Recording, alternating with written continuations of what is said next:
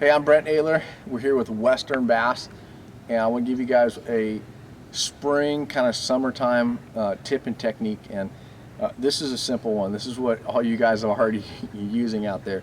The Yamamoto Senko, just a standard 5-inch Senko. This bait is very versatile. Anytime the fish are shallow, this is a very good technique. What I'll do is I almost always run it on a bait caster. This is a medium heavy action Tatula rod. This is actually a Steez. It's an 8-gear ratio Steez. This one's going to be on the market in early 2015.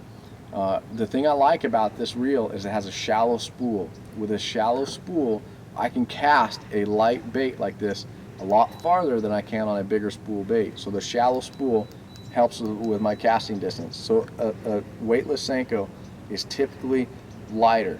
So using that reel helps me to make farther casts. I'm going to run a 14-pound or 16-pound fluorocarbon leader, and this here is actually a Sunline FC Sniper. This is 16-pound test. I like fluorocarbon for any kind of bottom bait. 14 to 16 seems to be the perfect setup for a weightless Senko for strength and castability and the way the bait sinks. If you get with too heavy a line, it doesn't sink right. Too light a line, you have breakage issues. 14 to 16 seems to be the perfect size line. Then I'm going to run a Gamakatsu 4/0 EWG hook. That's just an EWG offset hook.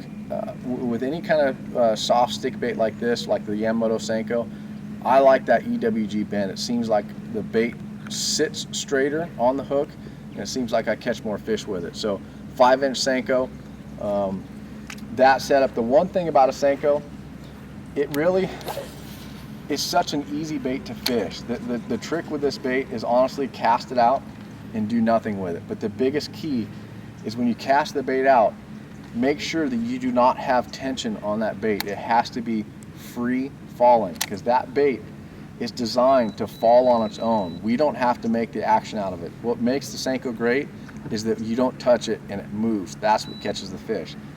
When I make that cast, I'm going to let it sink to the bottom. When I know it's on the bottom, all I want to do is lift and just move that bait maybe a foot. Let it sink again. Move it another foot, let it sink again. When I don't get a bite, I reel it in and make the next cast. All my strikes are almost always on that first initial cast. So now I've reeled the bait in, I cast it back out, dead stick it. I'm not going to move it. I want to make sure that that bait falls on a slack line. That is what gets those fish to bite. The Senko is designed to do nothing, and that's the best part about it. This bait is something that I catch more fish on day in and day out over a season. It's such a versatile bait, and it's such an effective bait. If you haven't tried it, you have to try it, because you will catch more fish.